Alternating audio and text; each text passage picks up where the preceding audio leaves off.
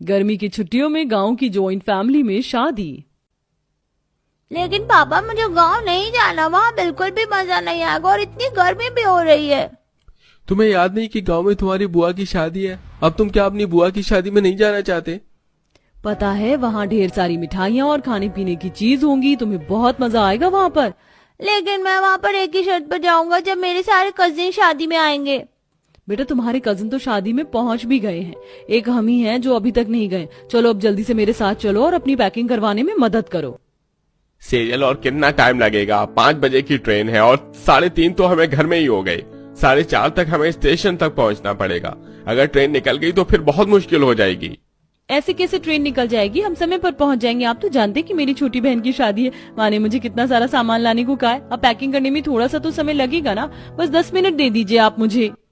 ठीक है, जब तक मैं घर के सारे लॉक चेक कर लेता हूँ, तुम फटाफट पैकिंग का काम खत्म करो।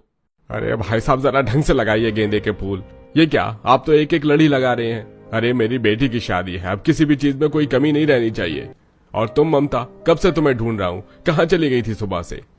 2 दिन बाद अनामिका की हल्दी की रस्म में, इसीलिए माता रानी के मंदिर लेकर गए थे उनसे आशीर्वाद दिलाने के लिए। अब ये घर से बाहर नहीं निकलेगी। और मेहमानों का क्या हुआ, कहाँ रह गए सब? मैंने नितेश को भेज दिया है उसे लेने के लिए। तुम लोग जल्दी से चाय नाश्ते की तैयारी करो, वो सब आते ही होंगे। थोड़ी ही देर में एक एक करके सारे मेहमान गांव में हो रही इस गर्मियों की छुट्टियों की शादी में पहुंच जाते हैं। सभी लोग एक दूसरे से गले मिलते हैं और अब सब घर के अंदर आ जाते हैं। ये क्या भाई साहब, इतने साल हो गए लेकिन अभी तक आपने इस 2 कमरे के घर को तुड़वा कर बड़ा नहीं बनवाया। इन 2 कमरों वाले घर में हम इतने सारे लोग कैसे रहेंगे? भूल गए क्या आपकी बेटी की शादी जॉइंट फैमिली में हो रही है? इन 2 कमरों से बड़ा तो हमारा हॉल है। हमें बता देते, हम अपने घर में अपनी अनामिका की शादी कर देते हैं। अनामिका भी तो हमारी सगी बेटी जैसी है। भाई साहब आपने इतना कह दिया, यही काफी है हमारे लिए। आप सब बैठे, हम आप लोगों के लिए चाय नाश्ता लेकर आते हैं। ममता अनामिका के साथ सबके लिए चाय नाश्ता लेकर आती है और ऐसे ही शाम हो जाती है। ये क्या माँ, ये सब तो बातें करने में लग गए, कोई भी कुछ काम नहीं कर रहा है। यहाँ औरतें भी मर्दों के साथ बैठी है, इन्हें दिख नहीं रहा है क्या? रात हो गई है तो आकर मेरे साथ खाना बनवा ले। अब इतने सारे लोगों को खाना मैं अकेले कैसे बनाऊं? दीदी आप फिक्र मत करो, मैं आपकी थोड़ी मदद करवा देती हूँ। नहीं बेटा, हफ्ते भर में तेरी शादी है और तू खाना बनाएगी, तू जाकर आराम कर, मैं तेरी बहन की मदद करवा देती हूँ। जॉइंट फैमिली होने के बावजूद भी सिर्फ सेजल और उसकी माँ ममता ही इतने सारे लोगों के लिए खाना बनाते हैं। सबके खाना खाने के बाद अब सबके सोने का समय आ जाता है। माधव अपने छोटे बेटे नितेश के साथ मिलकर दोनों कमरों में सबके लिए बिस्तर लगवा देता है और साथ साथ गर्मी से बचने के लिए फर्राटेदार पंखे भी चलवा देता है। इन पंखों से क्या ही होगा, मुझे तो इनमें भी गर्मी लग रही है। और आप लोगों ने बेड का भी इंतजाम नहीं किया, अब मैं कैसे सोऊंगी? माँ जमीन पर नहीं सोया जा रहा, मुझे मेरा बेड चाहिए। आप तो जानती हो कि मुझे मेरे बेड पर ही नींद आती है। क्या करे बेटा, अब इन गर्मियों की छुट्टियों में गांव की शादी में आए हो तो ये सब तो बर्दाश्त करना ही पड़ेगा। चलो मैं तुम्हें एक अच्छी सी स्टोरी सुना देती हूँ। कुछ लोग सो जाते हैं तो कुछ लोग देर रात तक बातें करते रहते हैं। ऐसे ही अगले दिन शुरू हो जाता है। अरे नितेश बेटा, वो शहर जाकर हम दुकान पर फर्नीचर का सामान का ऑर्डर देने के लिए गए थे ना, वहां से कॉल आया है। कह रहे हैं कि सामान आकर ले जाओ। अब मैं तो यहाँ काम में फंसा हुआ हूँ, एक काम करो, तुम किसी को अपने साथ ले जाओ। हाँ ठीक है। नितेश सबसे पहले विनीत के पास जाता है। अरे भैया, शहर से अनामिका के दहेज का सामान लेकर आना है, मेरे साथ चलिए। अरे नितेश, थोड़ी देर पहले बता देता तो मैं चल देता। वो क्या है ना, मुझे गांव में कुछ काम है। अगर तू 1-2 घंटे इंतजार कर सकता है तो ठीक है। 1-2 घंटे में तो मुझे वापस आना है। कोई बात नहीं, आप रहने दीजिए। अब नितेश सीधा अपने फूफा प्रणेश के पास जाता है। फूफा जी, शहर से कुछ लोग सामान लेकर आना है, मेरे साथ चल लेते तो अच्छा होता। यहाँ मुझे अभी तक ठीक से नाश्ता नहीं मिला है और तुझे शहर जाने की पड़ी है, इसलिए मैं इस गांव की शादी में आना ही नहीं चाहता था। सिर्फ तेरी बुआ की वजह से आया हुआ हूँ।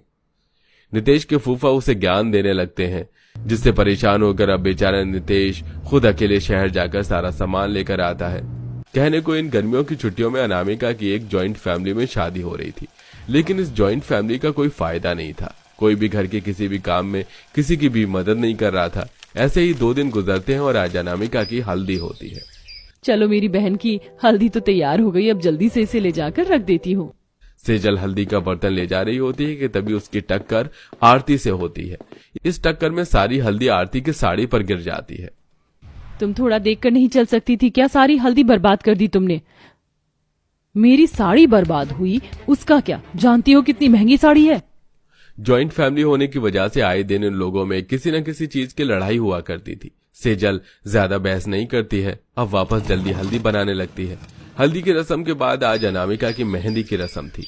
अनामिका मेहंदी लगवाकर बैठी होती है कि तभी शीला के पोती प्रीति अनामिका के पास भागती हुई आती है और उसकी मेहंदी के हाथ पर अपना हाथ लगा देती है, जिससे अनामिका की थोड़ी सी मेहंदी खराब हो जाती है।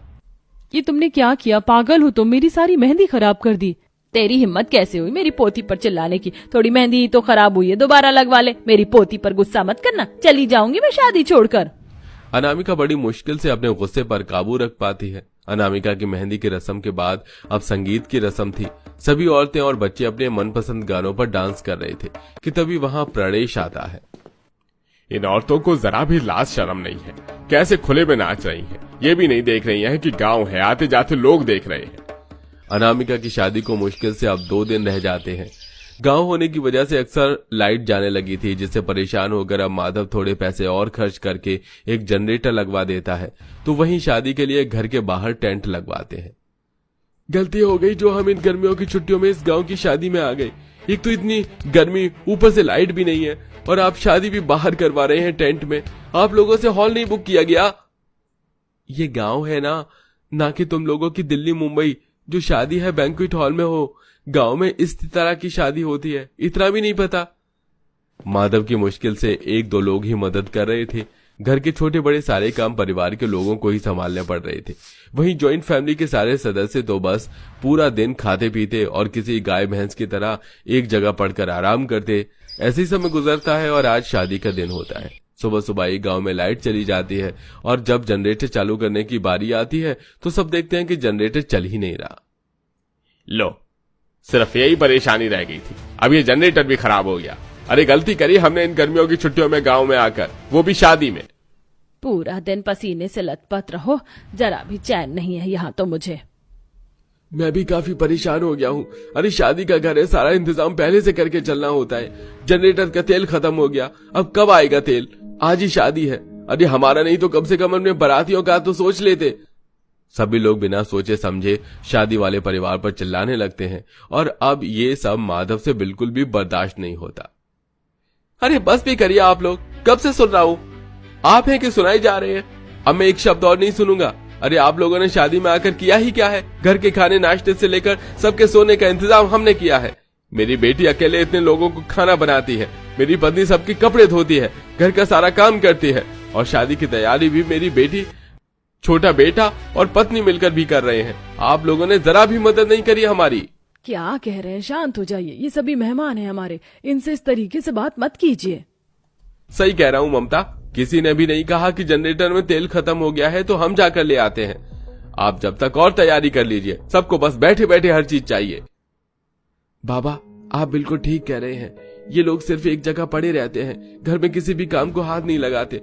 अरे जॉइंट फैमिली की शादी है, सब लोग मिलकर काम करवाते, लेकिन ये लोग हैं कि कहीं चलने के लिए भी बोलो तो बहाना बना देते हैं। इससे अच्छा तो ये लोग आते ही नहीं शादी में।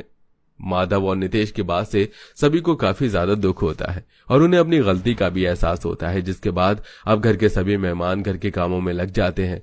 कोई सजावट कर रहा होता है तो कोई हलवाई के साथ खाना बनवा रहा होता है, तो कुछ औरतें दुल्हन को तैयार करने में लगी होती हैं। शाम तक बारात आ जाती है और आखिरकार अनामिका की शादी हो जाती है। अनामिका मेरी बच्ची, अपना ख्याल रखना, आप भी अपना ख्याल रखना। मैं आप लोगों से मिलने के लिए आती रहूंगी। अनामिका सभी परिवार वालों से मिलती है और विदा होकर अपने ससुराल आ जाती है। सभी रिश्तेदार जाते हुए माधव के परिवार से अपनी गलती की भी माफी मांगते हैं और आखिरकार इन गर्मियों की छुट्टियों में जॉइंट फैमिली से भरे इस परिवार की बेटी की शादी हो ही जाती है। अरे वाह, मेरी मॉडर्न मशीन कितने अच्छे से ये काम करती है। सच में मेरे सारे कपड़े एकदम साफ हो जाएंगे। ओह, चलो सुबह के काम निपट गए, अब मैं जल्दी से अपने कपड़े धो लेती हूँ। इसे भी अभी ही आना था, अनपढ़ गवार जाहिल औरत, अब अपने हाथों से कपड़े धोएगी। रानी ऐसे ही मन में सीता के बारे में सोचने लगी। सीता अंदर आई और टब में कपड़े डालकर हाथ से सारे कपड़ों को साफ करने लगी। अभी वो कपड़े धो ही रही थी कि तभी रानी के ऊपर सीता से गंदे कपड़ों के कुछ छींटे उड़कर चली गईं। माफ कर दो रानी, गलती से हो गया। मैंने जानबूझकर नहीं किया। क्या माफ कर दूं? अपने गंदे कपड़ों की छींटे तुमने मेरे ऊपर उड़ा दी और अब तुम कहती हो कि मैं तुम्हें माफ कर दूं? अरे गांव की गंवार, तुमसे एक मशीन नहीं लाई जाती है। जब देखो मेरे कामों में दखलंदाजी करने को आ जाती हो। माफ कर दो। अब कपड़ों को साफ करने के लिए तो उनको थपकी से पीटना ही पड़ता है रानी। तो क्या, तो साफ करो। अब मेरी साड़ी को भी तुम्हें ही साफ करना पड़ेगा। तुम्हारे गंदे कपड़ों के छींटे लेकर मैं तो इस साड़ी को अपनी मशीन में धोने वाली नहीं हूँ। गांव की जाहिल गंवार औरत। रानी ऐसे ही बोलते हुए सीता के पास से चली गई। रानी और सीता दोनों सुनीता की बहुएं थीं, जिनमें रानी शहरी लड़की थी तो वहीं सीता गांव की बस एक नॉर्मल सी लड़की थी। सुनीता को तो अपनी दोनों ही बहुओं से कोई दिक्कत नहीं थी, लेकिन रानी सीता से जलती थी। इसलिए सुनीता ने उन दोनों का ही रहना सहना अलग कर दिया और अब एक ही घर में दोनों बहुएं बंटवारा करके रहती थीं। ये रानी हमेशा मुझे इतनी बातें क्यों सुनाती है? माना कि मैं गांव से हूँ और मेरे पति का भी काम रानी के पति से मंदा है, लेकिन इसका ये तो मतलब नहीं कि वो मुझसे ऐसा सलूक करे। बेचारी सीता रानी के इस बर्ताव से दुखी हो जाती है। ऐसे ही सिलसिला जारी था और आज के दिन, बहुओं, मैंने तुम दोनों को बहुत ही ज्यादा जरूरी बात बताने को बुलाया है। तुम दोनों तो जानती ही हो कि तुम्हारी बुआ सास जी का परिवार कितना बड़ा है और पता है कल वो लोग हमारे घर आ रहे हैं, इसलिए तैयारी अच्छे से कर लेना। क्या वो लोग कल हमारे घर आ रहे हैं? हाँ, आ रहे हैं। और बहुओं, एक बहुत ही जरूरी बात मैं तुम्हें समझा देती हूँ। उन लोगों के सामने कोई लड़ाई वाली बात या बहस मत करना जो कि तुम रोजाना करती हो। सुनीता की बात सुनकर दोनों बहुएं चुप सी रह गईं। रानी को भी मेहमानों के आने की फिक्र हो गई और सीता को भी। माँ जी, बुआ जी के घर में पूरे 9 लोग हैं और इतने लोगों का खाना बनाना आसान नहीं है। मैं एक काम करती हूँ, मैं आज ही बाजार जाकर उनकी खातिरदारी के लिए सामान ले आती हूँ, बाद में मौका मिले या ना मिले। सीता ऐसे बोलकर बाजार से मेहमानों के लिए सामान लेने को पैदल ही निकल गई। और वैसे तो मैं सभी की पसंद से ही खाना बनाऊंगी, लेकिन कुछ आम सी सब्जियां और चावल वगैरह अभी ही ले जाती हूँ। सीता ने ऐसे बोलकर आम सी सब्जियां जैसे मिर्ची, टमाटर, आलू, प्याज, लहसुन, अदरक वगैरह ले ली। उसके बाद सीता मसाले की दुकान पर गई, जहां से उसने कुछ खास मसाले खरीदे। भैया 500 ग्राम पीली मिर्ची दे दो और थोड़ा सा जीरा भी दे देना। सीता ऐसे ही सामान खरीदने लगी और सामान खरीद कर लौट आई। वहीं दूसरी तरफ रानी भी शॉपिंग करने को एक बड़े से मॉल आई हुई थी। घर में गेस्ट आने वाले हैं तो मुझे अच्छा दिखना जरूरी है। अगर मैं अच्छी नहीं दिखी तो क्या होगा? एक काम करती हूँ, सबसे पहले तो मैं अपनी स्किन केयर करवा लेती हूँ, उसके बाद सैलून से बाल बनवा लूंगी और फिर अपने लिए कुछ आउटफिट्स भी खरीद लूंगी। रानी ऐसे ही सिर्फ अपने लिए सामान वगैरह खरीदने लगी। कुछ ही देर में दोनों बहुएं घर लौट आई, जहाँ बहुओं, क्या क्या ले आई मेहमानों के लिए? माँ जी, मिर्च मसाले खत्म हो रहे थे तो मैंने इन्हें खरीदा। बाकी मैंने ये कुछ सब्जियां और चावल वगैरह ले लिए हैं। लेकिन माँ जी। क्या लेकिन? माँ जी, मेरी ये समझ नहीं आ रहा कि मैं मेहमानों को पीने में क्या दूं। कोई महंगा शरबत खरीदना हमारे बस की नहीं है। अरे बहू, तू भी ना। अरे यहाँ हमारे घर के पीछे खेतों वाली आशा सत्तू बनाकर बेचती है, पैसे भी जायज ही लेती है। सबसे अच्छा है वहाँ से सत्तू ले आना। सुनीता की बात सुनकर सीता को भी आइडिया आ गया और वो पीछे खेत में से सत्तू ले आई। एक तरफ जहाँ गरीब और गवार होकर भी सीता इतनी तैयारियां कर रही थी, तो वहीं दूसरी तरफ। तो क्या लाई रानी? मैं अभी से ही मेहमानों के लिए कुछ नहीं लाई हूँ, मैं तो एंड वक्त पर ही इंतजाम कर दूंगी। रानी की बात सुनकर सुनीता कुछ भी नहीं बोली। ऐसे ही आज का दिन भी गुजर गया और आज के दिन सारे मेहमान घर में आ चुके थे। सुनीता का पूरा आंगन मेहमानों की रौनक से भर गया था। इसी तरह आ जाया करो ना दीदी, इतना वक्त क्यों लगाती हो? अरे बस हाँ सुनीता भाभी। चलिए, अब जब आप यहाँ आ ही गए हो तो अब पूरी तरह से आपके हाथ में है कि आप पहले कौन सी बहू के पास रुकना चाहोगे। इधर मेरी शहरी बहू रहती है और इधर सीता। अरे गर्मी इतनी है और शहरी बहू अमीर है, मैं तो इसी के पास चली जाती हूँ। भाभी आज के दिन तो शहरी बहू के पास रुक जाएंगे, फिर सीता के पास आ जाएंगे। अरे नहीं, इन्हें पहले मेरे ही पास रुकना था क्या? चलो कोई नहीं। आइए आइए, बहुत अच्छा लगा सुनकर कि आपने पहले मेरे घर आने को चुना। आइए। रानी उन सभी को अपने कमरे में ले गई। पूरा कमरा ठंडा हो रहा था, एसी की ठंडक थी। वहां जाने के बाद बुआ सास अपने बेटे से बोली, देखा बेटा, इसीलिए मैं शहरी बहू के पास आई। इसके यहाँ सारी सुख सुविधाएं हैं। अब देखना ये कुछ अच्छा सा पीने को भी लाएगी। सभी ऐसे ही इंतजार करने लगे, लेकिन रानी उन सभी को बैठाकर अपने मेकअप रूम में मेकअप करने जा चुकी थी। उसने उन्हें कुछ भी नहीं खिलाया पिलाया। कुछ देर बाद ही दोपहर के खाने का वक्त हो गया था, जो भी उसने बाजार से मंगवा दिया था। बुआ सास जी, मैंने ये पूरी सब्जी और साथ में बाहर से वेज बिरयानी मंगवा दी है। जिसको भी चाहिए हो टेबल से लेकर खा लेना। मेरी सहेली का फोन आया हुआ है, मैं तो जरा उससे बात करने जा रही हूँ।